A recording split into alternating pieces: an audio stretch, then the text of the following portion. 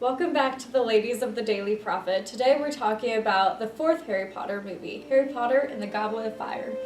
Is the transition of becoming a teenager. Another aspect of the Goblet of Fire is obviously the tournament. Yes. There were a lot of challenges. Emma, what was your favorite? My favorite was the second one, which was underwater, just because you get to see, I love underwater things, and seeing mermaids and like the different kinds of fantastical creatures that you see underwater, and with all the elements of Harry getting help from Neville, which later we find out, spoiler alert, that Mad-Eye Moody had sort of planned that to give Harry the gillyweed. Just like seeing the mermaids and seeing them being portrayed as ugly, which is something you don't see as much in film, but that's really what J.K. Rowling was going for. It's just a really fantastic scene and really gave the viewer a sense of magic and a sense of otherworldness.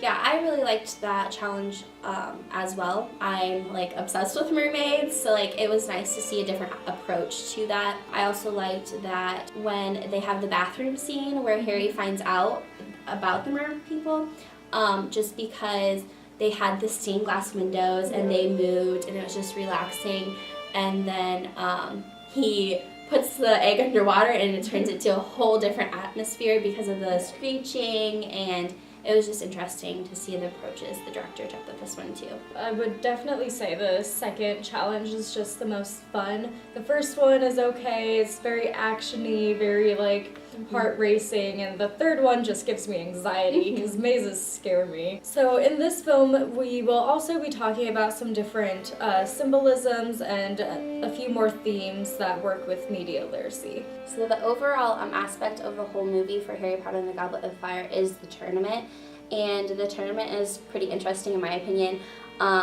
but the overall theme surrounding it is enslavement. And we see this in multiple aspects.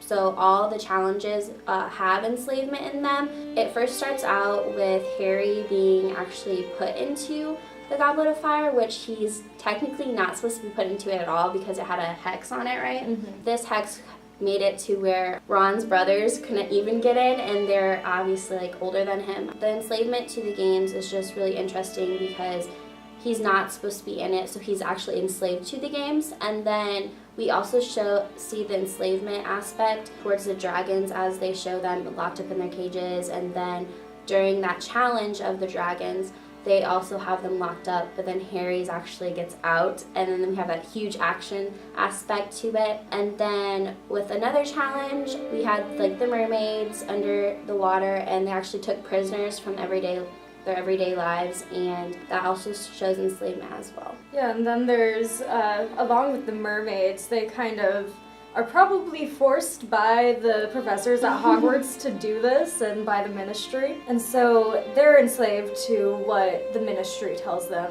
but also the people who are the loved ones of the players are just taken, and they really had no idea that this would happen to them. And then, of course, there's like the final challenge, which is the maze, and the maze is pretty much enslaving them as well because they get them trapped. And there's no way out, and sometimes within the maze, the vines would grab them. And then they're also like forced to like pretty much go out of their way. The maze kind of controls the captured people into like attacking the other players that they haven't like captured yet, and that are still going after like is it a goblet or what was it at the end of the maze? It was the goblet. So they were going after that, and that was just another enslavement aspect as well. The overall theme that we did find of the movie is definitely this being a coming of age. 14 is the age that people usually go to high school or secondary school for the British people. This is when people get hormones. And so we see this with Ron getting mad at Harry, also them all starting to like boys and girls. There's the two houses that come into Hogwarts, and it's in all girls and in all guys. So that also really pushes the idea of like difference between sexes. Another thing that we saw and grouped together was that this is the first time we really see the idea of popular people. In Hogwarts, there wasn't really a popular group. They were divided by the houses, But Draco wasn't necessarily popular. He was just kind of a bully.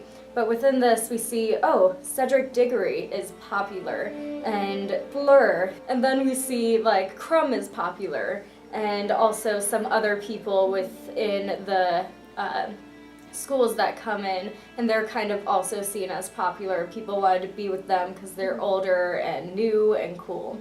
I think the reason why like these popular groups established during this movie was because the other schools were brought in. It kind of opened the doors as to like who is getting attention from those groups of people, and then it kind of then establishes those groups and into the grouping aspect. In this episode, we talked about certain scenes, the theme of enslavement, some foreshadowing of what is to come, and the overall theme of coming to age. If we didn't hit on any of your scenes or like your favorite ones or even a theme that you found out throughout the film, just let us know by submitting a comment below.